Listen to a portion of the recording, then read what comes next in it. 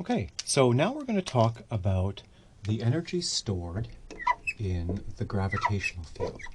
In particular, changes in that energy stored in the gravitational field as masses move up and down and so on. So, as usual, what we will consider is the simplest possible example we can think of and understand it well and clearly. Okay, so what we're going to imagine is just taking a block at rest and letting it fall, free fall. Okay, so the situation looks like this. We have a block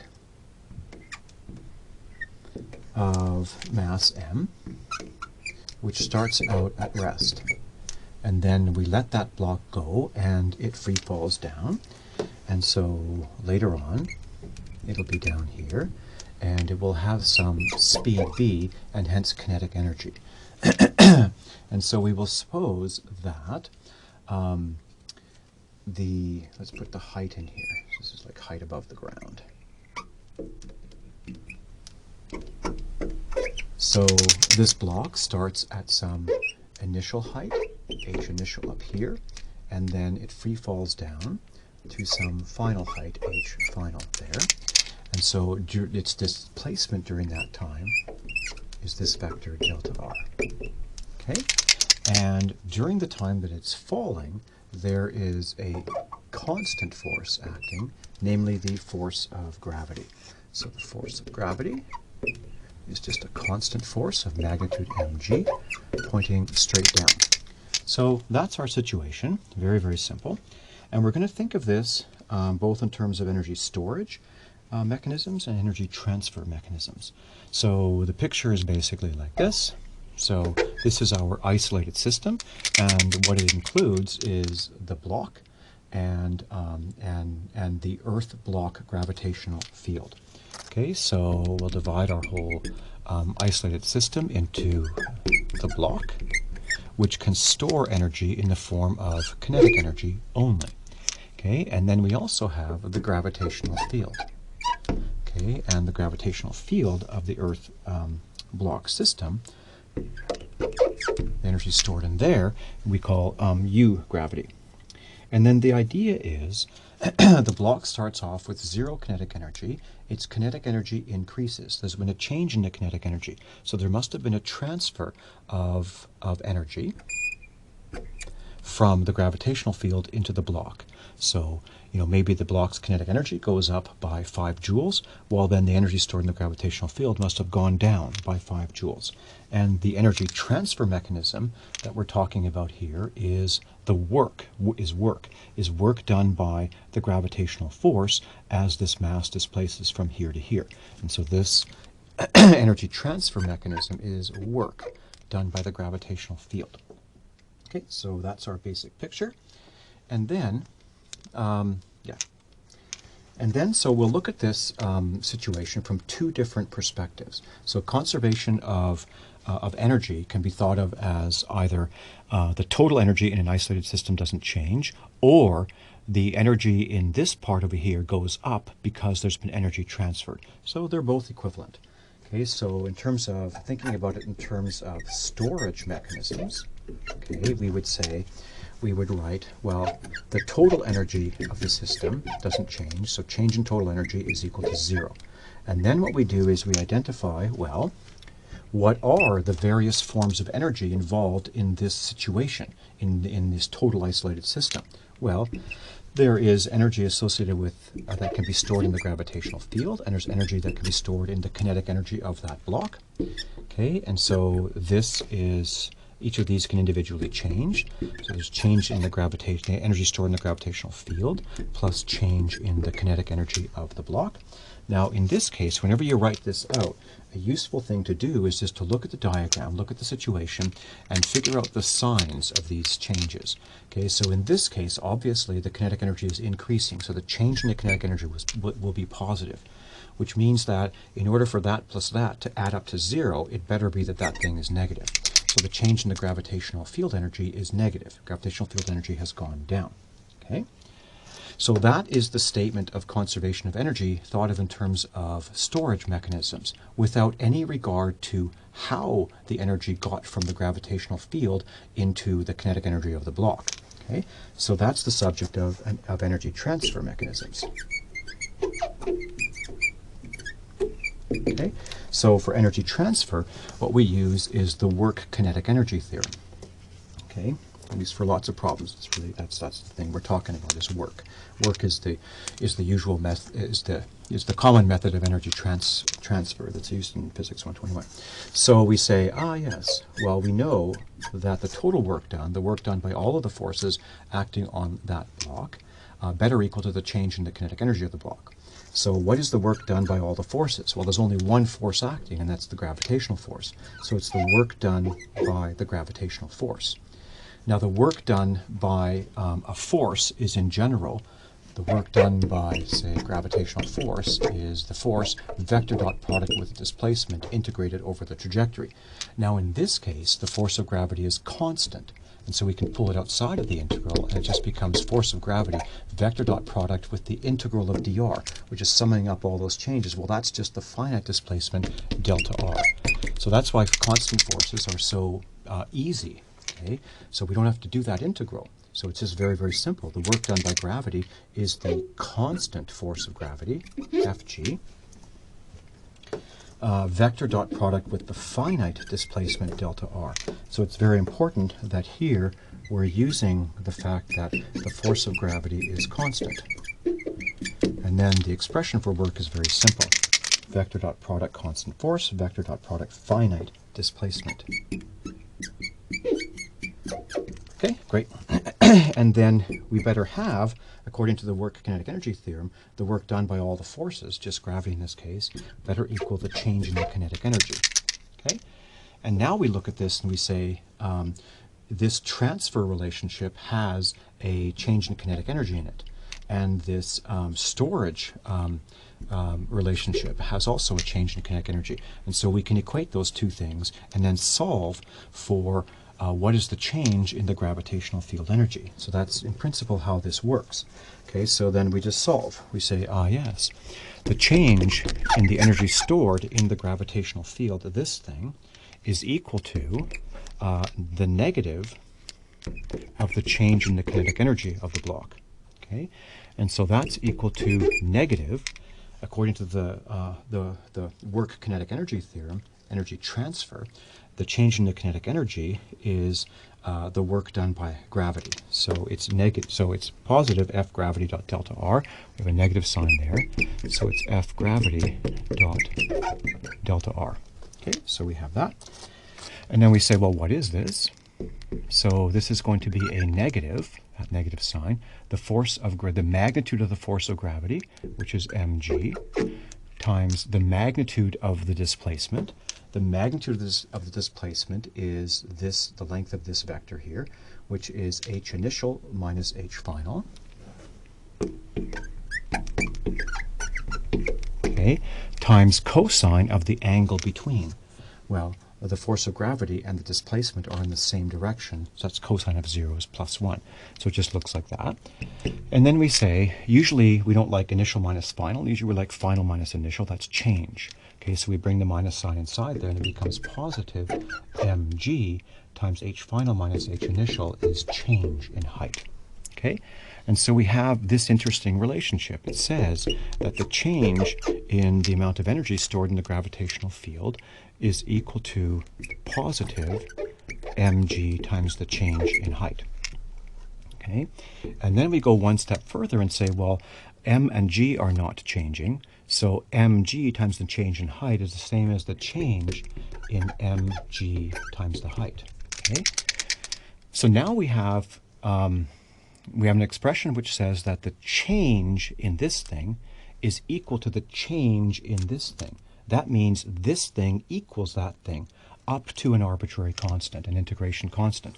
So in calculus, so for those of you who know a little bit of calculus, if you have this relationship, say df dt is equal to dg dt, what that tells you is that f is equal to g plus an arbitrary integration constant. Because if I take the derivative of the left-hand side, I'll get df dt. If I take the derivative of the right-hand side, the derivative of the constant is 0, and so I'll get df dt is equal to dg dt for an arbitrary added integration constant. Okay, And this thing is actually really physically important. Okay, so, and interesting. So what that tells us is that if the change in U gravity is the change in that, it tells us that the energy stored in the gravitational field is equal to mgh plus an arbitrary constant. And we'll call that arbitrary constant, this energy stored in the gravitational field, when h is equal to 0. We'll put a little 0 on top of the U gravity. This is just a constant. Okay? So that's what we get. Okay, so this is like an integration constant, if you know a little bit of calculus. An integration constant. Okay, and so what is that integration constant? Well, so what that means is we're talking about a block here, and we're talking about the amount of energy stored in the gravitational field when h is equal to 0, when the block is sitting right on the ground. And so when it's sitting right on the ground, you know, we have the Earth, and we have the block sitting on the ground here, and there is a gravitational field that's created by the Earth and the block. You know, there's some gravitational field out here. Okay, and so what we need to do to figure out what that constant is we need to add up the energy stored in the gravitational field everywhere in space. Okay, and that's a super hard thing to do, not easy to do. Okay, so, but fortunately, when it comes to Newtonian mechanics, we really don't really care about what that integration constant is, because we only ever deal with changes in the energy stored in the gravitational field. We don't care how much energy is in the gravitational field when the book is here and what it is when it's over here. All we care about how much it has changed. And that change is independent of that constant. Okay. So I'll just write that down there. So U gravity 0 is equal to energy stored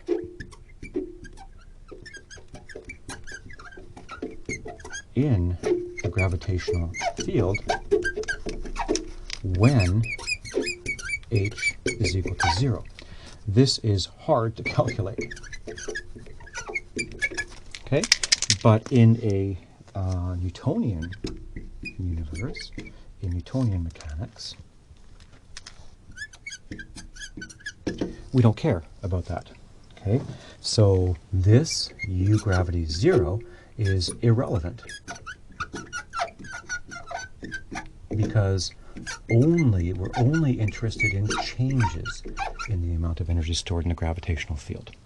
However, if we're dealing with Einstein, we know that energy is stored in fields, and that contributes to the rest mass of that whole system. Okay, there's an absolute to energy, so this contributes to rest mass.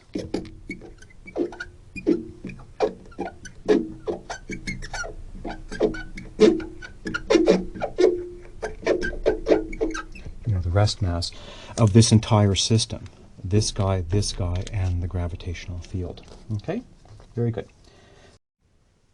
Okay, so this is just some discussion about the energy stored in the gravitational field and how that changes when masses move up and down. The main thing you got to know is that the change in the gravitational field energy is equal to m positive mg times the change in the height.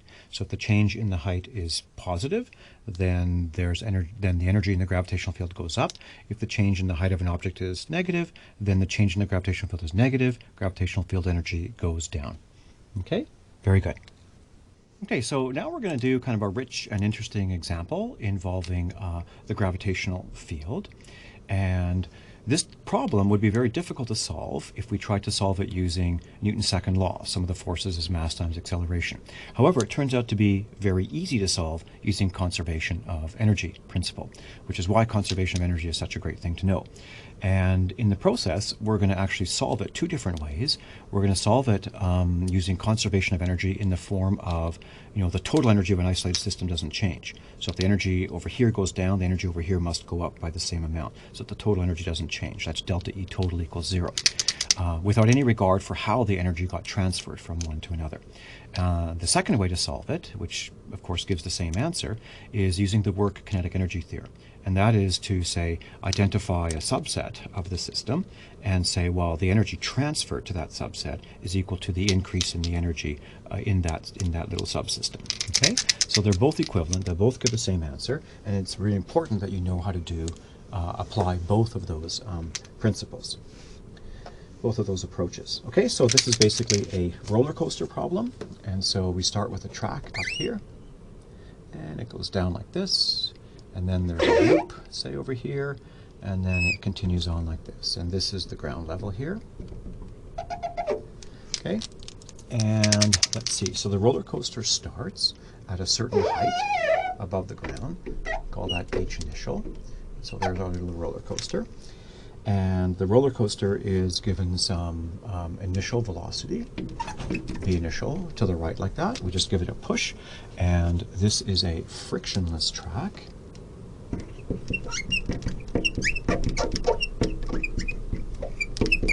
We'll talk about friction a little bit later. This is a frictionless track, and so the roller coaster slides down like this, and it picks up speed, and it whips around this loop, and then it ends up going along that straight part at the end there. Okay, and so at a generic point, say right over here, the roller coaster is here, traveling in that direction. And if it started with a height h initial, and if we take this as our final point over here, then at this point along the track, the height of the roller coaster above the ground is h final, and the speed of the roller coaster, here is going to be bigger than the speed here, so let's call this v final, that over there. Okay, so great, and of course this final point we can take to be anywhere around this, along this whole track. For example, we could take our final point, instead of being this point, we could take it to be when the roller coaster whips around the top here. We could take it to be v final here. Let's call that v top, the speed it has, as it just circles around the top. So v top.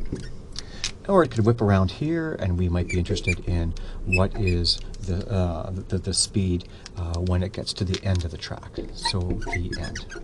Okay, but what we're going to do is we're going to solve it for the general case where the where the roller coaster is some height above the ground. Okay, and I should also say that the distance between the initial height and the height when the roller coaster is at the top of the loop is s. We'll call that s. And the radius of this circular loop here is r. Okay, so I think that's everything. Yep, very good. Okay, so in this problem, we might say, yes, given v initial, what is v final? So v final might be the thing that we're interested in solving for. Okay, so that's our question mark. Okay, and yeah, that's it. So we want to solve for v final, and one way we can do that is we can apply conservation of energy in the form of delta E total equals 0. So thinking about the various ways in which energy can be, in which nature can store energy in this system here. Okay, so we write down the basic law, which is that the total energy of an isolated system can't change, so the change in the total energy is equal to 0. And then your first step is to say, well, identify what in what different ways, what are all the ways in which nature can store energy in this situation. So one of the ways is certainly the kinetic energy of this massive object. So suppose it's got some mass m, so it's got some energy of motion. And energy can also be stored in the gravitational field, okay, U gravity. And so the change in the sum is the sum of the changes. So that's delta kinetic plus delta U gravity. Okay, so that's the most important step first. And then you say, so generally speaking, suppose we take v final to be at this point, it's good to sort of estimate in your mind which of these is positive and which of these is negative. So if it starts with some initial speed, well, it's going to pick up speed like this, and basically everywhere where it is, along this track, because all those points are lower than the initial point, well, the final speed is going to be bigger than the initial speed, and so there will be an increase in the kinetic energy in going from here to anywhere on the track. So delta kinetic is going to be positive. There's going to be an increase in the kinetic energy of the roller coaster, and so that positive number plus that has to equal 0, so it must mean that the change in the gravitational field energy is negative. Okay, so that's how you write it like that. And then you say, okay, so let's work this out. So we say 0 is equal to the change in the kinetic energy. So that's easy. The change in the kinetic energy is 1/2 mv final squared minus 1/2 mv initial squared. Okay, so we have that. And we can see that, well, v final is going to be bigger than v initial, and so this you can see is positive. And then we add to that the change in the gravitational field energy, and that change is always positive mg times the change in the height. The change in the height is always final height minus initial height. Okay? And so in this case, final height is going to be below initial height, so h final minus h initial is going to be negative. And that's right, so a positive and a negative number add up to 0. Okay?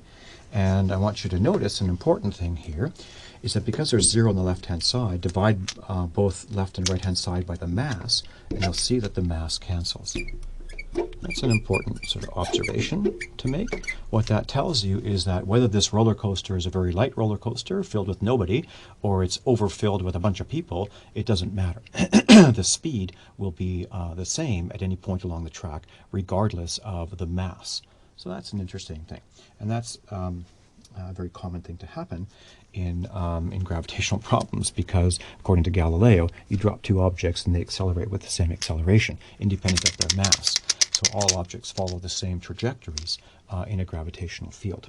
Okay, so that's good. So let's do a simple example. Let's suppose that that the initial velocity, the initial speed here is equal to 0. We start it from rest and just barely give it a nudge, and so it starts from rest and then it whips around.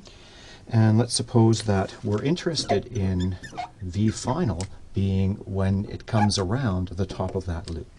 So v top, that's our v final there. And so what that tells us is that we know this h final minus h initial. So h final minus h initial. So that's this height minus this height. And so that's going to be negative, and it's going to be negative s. So it's negative how far this point is down from the initial height. Okay, so that's that. And then, so then we can solve this equation. So if v initial is equal to 0, then that drops out. And we just have v final is equal to twice 2m times s square root. So, so the speed as that roller coaster whips around the top there is equal to the square root of 2g times s. Okay, so you'll notice that, and this is important, that this answer is completely independent of the path that this roller coaster traveled. We didn't say anything about it being on this particular curve. It could have been on, you know, this curve like this. Could have like dipped down like this, gone way down and gone back up. You know, it could have just gone straight from there to there, a straight track. It's completely independent of the path. That's a very interesting and important observation here. So this answer is independent of the trajectory or the path that this roller coaster follows. All it depends upon is the change in the height. And that's because the change in the gravitational field energy depends only upon the change in height. If you have an object up here and you let it fall down to here, then the energy in the gravitational field will have gone down by a certain amount. it's the same as if you take the object here and let it fall down to here. Okay, then the change in the gravitational field energy is exactly the same. And that's because if you take an object from here and move it horizontally to here, well, there's no change in the energy stored in the gravitational field. So whether you take, whether you just drop it down from here or whether you go there, which means go down there and go like there, it's the same change in the gravitational field energy. Gravitational field energy depends only upon the height, not on the horizontal position. Okay? And if we wanted to figure out, say, for example, what is the speed at the end, well, the speed, when it reaches and zips around here and reaches the end, well, that's just going to be the same thing, the square root of 2g times the height that it has fallen through, the total height it has fallen through, which in this case is just h initial, the initial height. Okay, so we just have that. And we can similarly figure out the speed of that roller coaster at any point along its track. All it depends upon is how far it has dropped down from the initial height. Okay, so that's that. So, very good. So that's solving the problem for the speed at any point. And then you can ask additional questions. And if you look at the notes, there's actually an interesting question, which is, because you know that in order to whip around here, if the height of if the initial height of this roller coaster is at the same height as the top there, or say even lower or whatever, then obviously it's not going to be able to get around. It's just going to get up to a certain point and then just go back. So the question is, it's going to require some minimum speed to whip around the top of the track there. And so you might ask, well, what is the minimum distance s here that's required for the roller coaster to make it around the top of the track? So you need to know v top, and then you need to think about circular motion here, and so on and so forth. So I'll let you play with that problem. That's posted. But now let's solve this problem, same problem, using not storage of energy, but rather transfer of energy. And this is the work kinetic energy theorem. So if we think about energy transfer, now what we're talking about is energy transferred to this roller coaster, and this roller coaster can only store energy in the form of kinetic energy, energy of motion. So we're just interested in the work done by the gravitational force is going to be the change in the kinetic energy, and that's going to allow us to solve for the speed at any point. Okay, so instead of 0 equals delta E total, that's your basic equation you're starting with, what we start with is the work kinetic energy theorem, which says that the total work done, so the work done by all of the forces acting on that roller coaster as it moves along its trajectory, is equal to the change in the kinetic energy of that roller coaster. Okay, and the change in the kinetic energy of that roller coaster, let's take this same example here. Okay, where we start with initial speed equal to 0, and so we're looking for the final speed at the top. So the change in the kinetic energy is just going to be 1/2 mv top squared minus 0. Okay, so the change in kinetic energy is easy. We need to now work out what the total work done is. And so this is an important step. Whenever you're working out the total work done, it means you need to work out the work done by each of the individual forces as the object is moving along its trajectory, which means that you have to draw a free body diagram. Okay, and identify all of those forces. Okay, so to draw that free body diagram, let's sketch the trajectory over here. Okay, so this is the roller coaster track, like this. Okay, and let's pick sort of a generic point. So the roller coaster is, say, at some instant of time over here. And what we want to do is we want to identify all of the forces acting on that roller coaster at this instant of time. So this is a free body diagram. And so we think about the field force first. Well, that's gravity pulling down. So what did we want to call that? Let's just call that force of gravity, which is mg pointing straight down. And then there are the contact forces. And so the track can exert a force on this roller coaster. In general, there's a normal force, and there could in principle be a frictional force, but we're saying it's frictionless. So the track at any instant of time can exert only a force in a direction perpendicular to the track, in a normal direction. So there's a normal force acting on that roller coaster. Now, it's true that the gravitational force is constant everywhere it goes along here. However, the normal force is very complicated. Here it's of magnitude equal to the weight, but as you tip down like this, the magnitude is less than the weight. It changes in a complicated way. Okay. However, it will turn out that that doesn't matter. Okay. So let's see. So the first thing we want to do is we want to work out the total work. So the total work is the work done by each of these forces as the object moves from its initial position here to its final position here. Okay, so the total work done is the work done by the gravitational force of gravity as it goes around, plus the work done by the normal force. So the energy transferred to, the kinetic energy transferred to that roller coaster by the normal force acting over that displacement. Okay, so we have that. Now here's the important thing. This normal force, while it is a very complicated thing and basically very hard to work out, what you know is that the work done by the normal force is exactly zero.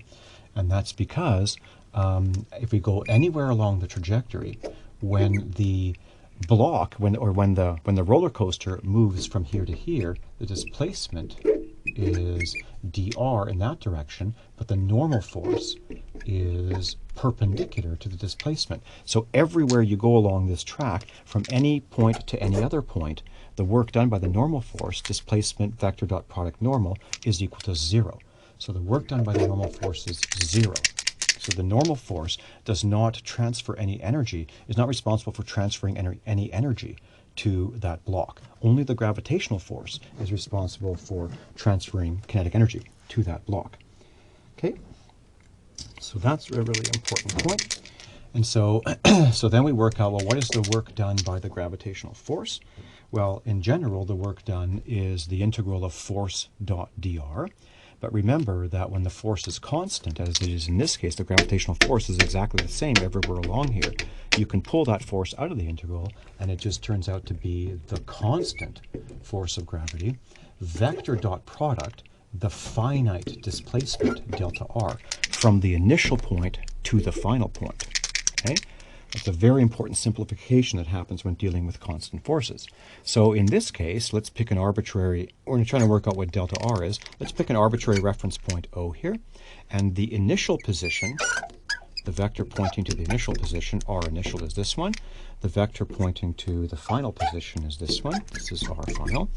And delta r is r final minus r initial, which is the vector which points from r initial to r final.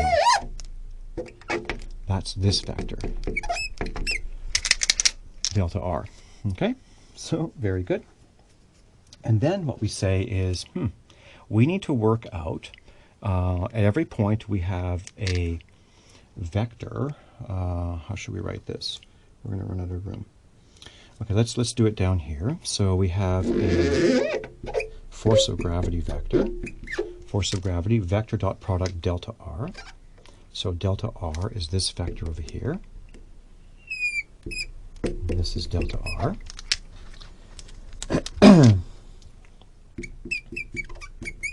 And we can split this vector delta r into two perpendicular components. So one of them is delta r. That's perpendicular to the force of gravity. That's this guy. Plus a component of delta r that's parallel to the force of gravity. So that vector displacement plus that vector displacement is equal to that vector displacement. Okay, and so then we say, oh yes, well the force of gravity,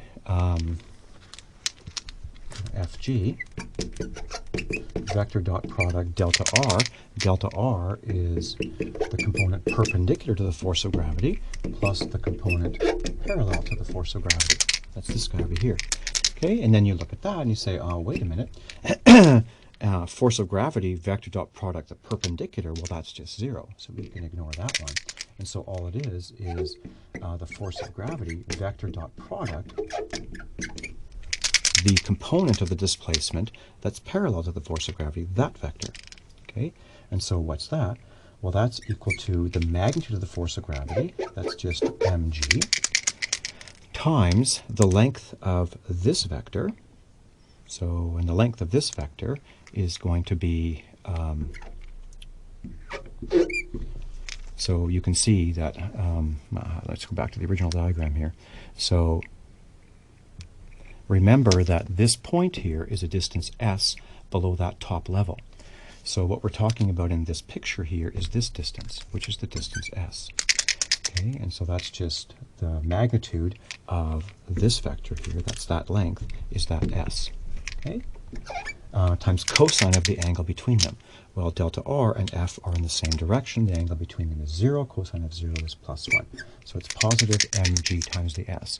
So the total work done is the work done by the gravitational field is positive mgs. So the gravitational field is transferring kinetic energy to that roller coaster in the amount of mgs.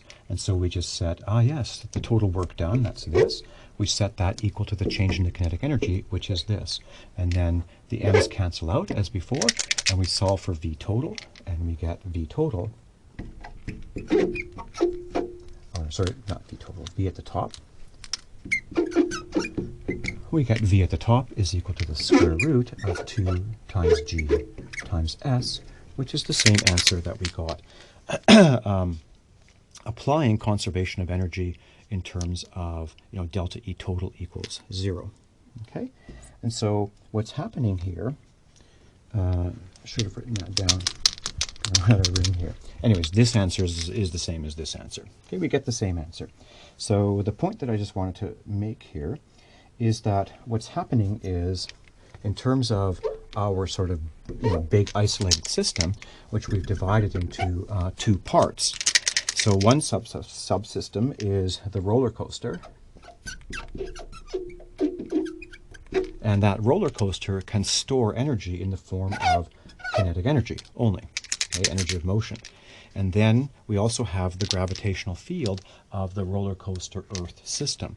So that's the gravitational field, okay? And, if the energy of one goes down, the energy of the other has to go up, and so on. So the gravitational field stores energy in the form of gravitational field energy. And then all that's happening here is, as that roller coaster falls down and moves around, the gravitational field energy goes down, roller coaster energy goes up, because there is some energy transferred between those two. And what is that energy transferred? Well, it's the work done by the gravitational field. And that transfers gravitational field energy into the kinetic energy of the roller coaster in such a way that the total energy is, that the energy is conserved. So you can think of it as 0 is equal to change in the total energy. So that's change in the gravitational field energy plus change in the kinetic energy of the roller coaster. This one is negative, that one's positive. They add up to 0. That's negative, that's positive. They add up to 0. Or you can think about it as the work done by the gravitational field. The total work done, in this case is just work done by the gravitational field, is the change in the kinetic energy. This is the work kinetic energy theorem. So obviously, if you have this subsystem here that can store energy in the form of kinetic energy, and you transfer some energy over in the amount of work done by gravity, well then the kinetic energy will increase by exactly that amount. That's the work kinetic energy theorem. So the point here, actually you can then solve for both of these. You can say delta K and delta K, and so you can say delta K is equal to delta K, so that tells you that the work done by the gravitational field is equal to delta K is equal to negative